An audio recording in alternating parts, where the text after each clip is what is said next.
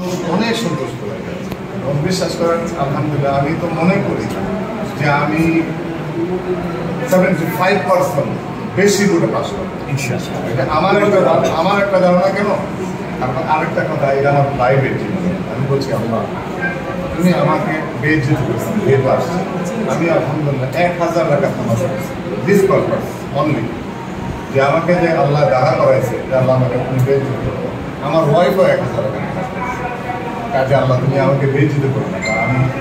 আমি তো জনগণের জন্য দাঁড়িয়েছি। এখন আরেকটা কথা বলি যে দেখেন, মানুষ তো ইলেকশন আগে 1 কোটি টাকা খরচ করে 10 কোটি টাকা কামাবো, লাইক এ বিজনেস। আমি কিন্তু বিজনেসে নামি না, আমি 1 পয়সাও দিব আপনাদের টাকা খরচ করে আপনারা ইলেকশন করবেন। কারণ আমি তো আমার জন্য ইলেকশনে নামি না, আমি আপনাদের জন্য নামছি, জনগণের ন্যায্য অধিকার নিশ্চিত করার জন্য নামছি।